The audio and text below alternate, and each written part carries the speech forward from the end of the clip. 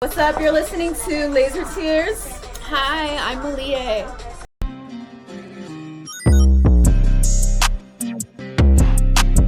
Very imperative to set up this whole narrative of where the pastor plays into Pastor Pete. Yes, the sins of the young girls. Sins of the young girls. He's not very approving of Brad. You can tell that he gives Abby this kind of fatherly look. It's setting the scenes that where manipulators are going to manipulate. Exactly. And I didn't notice that till later. Yeah, and then you show who we later learn is Abby's best friend, Nina, played by Abigail Ryan, and she has the kid because no abortions. No abortions in this part of town. Yeah. Right. So we see kind of the friendship group and their dynamic, and we see Jamie, who's also kind of like Abby from a lower income bracket, trying to fit in. Just imagine if abortion was accepted in this society. Yeah. How much murder would have been avoided. Yeah. But I feel like that's debatable because the way that like Sophie and Margot move so fast and they kind of seem addicted to the toxic life, it seems like something else would have happened. Abortion was just a mask to like a driving, like it was like a guise for them to like do all these things that were really just power. I mean, like, at that point. Exactly. Like, when is everything gonna pop up? And also when something is criminalized, people are going to fight to not get doxxed for things that is gonna happen no matter what. To lethal terms that are way, like, as a Californian, you don't even think of that. Exactly. Yeah. And then you kind of foreshadow here that, Jamie's got an eye on Sophie, new girl in town. He's like, who's that? I'm going to take real good care of your gal. If the Brad Carmen, a.k.a. his gal. And I feel like he's just trying to, like, be like Brad.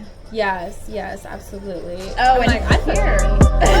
So then we see Margot kind of pull up to their, to her Pat. This depicts her brother. Yeah. I couldn't tell that he's actually from Texas, You looked it up.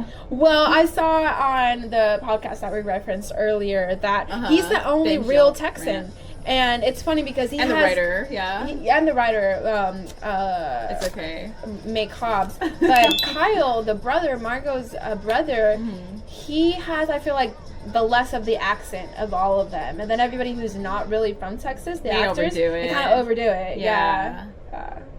That's crazy. I didn't know he was from Texas. So you see that Margot's kind of got connections in this mobile home area. Well, that's her roots. That's her roots. That's her dirty secret, in a sense. Yeah. I mean, she's got multiple secrets. She's got multiple secrets. For example, here you see her hooking up with her homie, Callie. And that explains why Callie's all jealous, JJ. Yeah, all jealous. Jelly looking belly. up who Sophie is, what her background is. I feel like Callie's a true lesbian that's, cannot come out. Like, she cannot come out. She is. Maybe Margot's a little Texan. bisexual. She'll go whatever is good for her. But Callie, she really loves women. Yeah, I can tell. Yeah, and especially with her pegging game. I'm like, that's a true lesbian right there. She is. Yeah, she is hardcore. What's the term? Like hard femme. Yeah. Yeah, I love her. I just want to see her in like a country video. Like I just want to see her actually get true love. Honestly, my heart went out to Callie.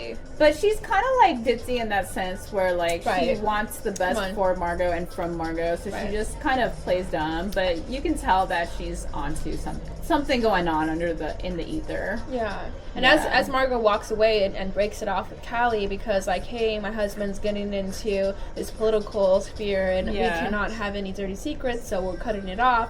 She's crying, and Margot, as she walks away, she smiles. Oh, really? She's like, I did not catch that. I'm so glad you caught that. Because that's that total mean girl shit where she manipulated the shit out of Callie. Where Callie's just like, I'm actually heartbroken. Yeah, which is interesting because it's like if Margot is as much about political pull as she is, why is she like not staying with Callie? Who's the sheriff's wife?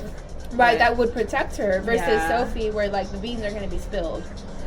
But I guess we find out later why she's really looping Sophie in. And then here you see the dynamic. Wait, why is she looping Sophie in? Because Sophie's like an easy framer. Easy person to frame. Oh, I see. I see. Oh my god, spoiler alert. But you're watching this for the spoiler alert. Exactly. So here we see the dynamic at Brad's house. And it's so lame. Like, it's like typical pastor gets up on the podium and preaches to everyone, and at home he's just the he's just a dick to his wife. She's like, and he's a doormat. Yeah, the dad.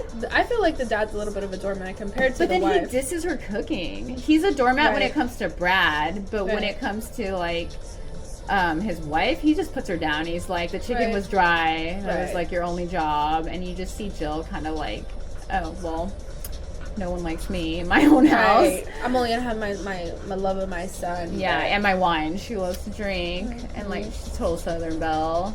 And then you see the dynamic. Can I spoiler alert about the book? Oh, please. The killer in the book is Jill. And so I feel like with the TV show, they wanted to throw everybody off that read the book, and they're like, which is it Jill? That's crazy. Which totally has like another like parallel to this other movie I saw. It was like in another country, but I forgot the name of the movie. There's like this, I'll reference it in here and show you the title, but I recommend it. It's another theme of jealous moms, trying to hide the family, like like bury the whore in the son is banging type of thing. I think as a woman, like that's all you have is your status in a sense, you know, and that's why the show is so interesting, even though it's trashy. So this is the scene where Naive Graham, good old Graham, gets invited to dinner to the Banks' house, to his boss's house, which is, you know, Margot's there, Jed is there, and they have this very expensive whiskey, and good old Graham is getting fucked up, and takes a tour of the house, and meanwhile, Jed makes a move on Sophie, does the good old this thing. Oh, I didn't notice that. So he gives her a nice little leg rub. He does. Like, I'm a man of power. I won't say anything. I'm interested in you. I'm even also your husband's boss. Yeah, I was gonna say, even though I'm your husband's boss. You want to get paid or not? Yeah. Do you want him to get a promotion or not? All these power dynamics and all these microaggressions happen so often to women. I feel like I love that this show just captures that. And Margot sees it all and is in the bathroom. And she's okay. Okay. Because she's not gonna stop it. No, if anything, she's playing on that card and being like you can come to me, right? Exactly. And here's Brad, good old Brad, and douchebag in the yacht, in his dad's yacht, the pastor's yacht with Abby Jackson. I don't understand how do the pastors in Texas make this much money, or is this like? I feel like pastors make money, especially if you run a church. Oh my god, and it's tax free. But I'm assuming in Texas, they're high up in the class caliber. I see. Because he's got the whole town and politicians in his church. So Margot knows that she has the one-eyed Jack after him. After he takes a snoop around the lake house, he lets it be known, leaves his piss in the toilet, and she knows that somebody is snooping around for her dirty secrets. Wait, who? Margot in the lake house. Because remember, one-eyed Jack? He's snooping around in the lake house. He pisses in the toilet earlier. He leaves it there because he wants Margot to know that he was there. Yeah, which is a total like serial killer power move. It is a power move, absolutely. But she's got secrets to bury. You know, she's had a history. She's come up from something where it's very hard to get from there to here. Yeah, she's practically the mayor's to be mayor's wife. Right. Yeah. And like we have to think about what is that profession that bridges those two gaps, which is to be talked about. Yes. And then here you see Callie in tears, true lesbian Callie, because she sees that Margot's really butting up with Sophie. Yes, and she can already predict it. She looks like a mess here, and she's like, this is why things have changed. This is why Margot's not hitting me up, and like she can feel the vibe has changed. You know, it's interesting though. The whole town knows that they're kind of hooking up. Because remember, Jamie was just like, "Oh, are you friends with Margot? Or are you friends with Margot?" Wait, who says that? Jamie. Outside the club. One night outside the club, he's like, "Are you friends with Margot? Are you friends with Margot?" And she's like, "What?" He's like, "Never mind." It's like the youth know. Yes, and they're so messy. Obvious with that sexual chemistry with Callie. Yes, that they're more than friends. Sophie's going about her day. She's actually finally driving. Oh yeah. Remember, she's not supposed to drive. She has a nice car, too. Yes, and she kind of gets her confidence back. I think the girls that she's hanging out with get her confidence back to drive. She's like, I belong here. Right. There's only like one. She gets her boots. Yeah. She gets her boots and her, like, bright orange, mustard orange car. Uh-huh. One-Eye Jack is following her. He's at it, and she just... And he says, Margot's not who you think she is. Oh, okay. And that kind of lays another seed. Yeah. And he clearly looks like his eye is fine, but that's a really cool eye patch that he's got. Mm-hmm. So she's like, okay, you're scaring me. And now we fast forward to the girls hanging out. Another day in the lives of unemployed arm candy wives. We got Monet, who we really had to dig deep for her name. I thought that was interesting. Right. There's like only two black characters. Yeah. On this team. And it was really hard to find her name. So Monet is played by Joyce Flynn. And we got Jill.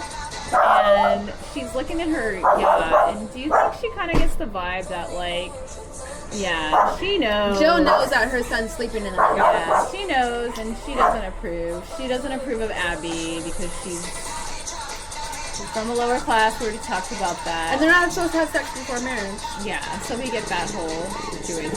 Fast forward to where Abby works at a fast food. So she's very much like your next girl next door. Mm-hmm. And here is where we first meet Jed's ex-wife. Yes. And she's kind of she's toxic too. And this is where the contention really lays its seed, because the twins are supposed to be at basketball practice with Brad, but here the twins are clearly here with their mother. So Brad is lying, and Abby knows that.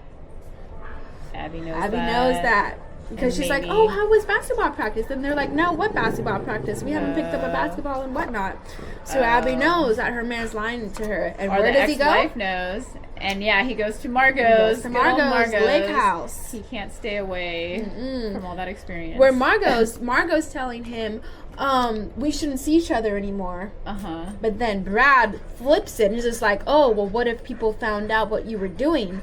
And then Margot's manipulating claws go back in. It's like, oh, but we can still do this. Yeah. So then he backs down off of his threatening pedestal. He's like, I'm not just some kid. Right, no. Which he is. He's very much just a kid. Yeah. But I feel like she also enjoys hanging out with Brad because she wants to have her hooks in Jill. Yeah. Or is she just a horny fucking woman?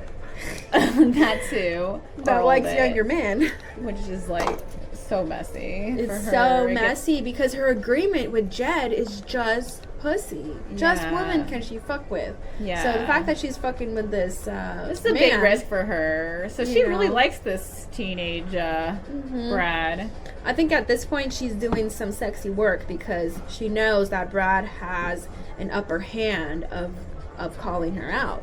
In the community. So you're saying she is trapped as well by Brad in a way. Yes, she is. Yeah, she's manipulated herself into so her whole life is just manipulation. And then here we have Callie just being a good old like NRA wife, shooting. And I'm not gonna lie, she looks good. She looks great. Honestly, she was like the hottest for me. And and this is where you see that her husband is in fact in law enforcement. Not only is he in law enforcement, he's the sheriff. Yeah, and she has her hooks into him so deep. She's a great manipulator for him. They all are. Right. Yeah. I'm like, she's manipulated by Margot, but he's manipulated by Callie. Yeah.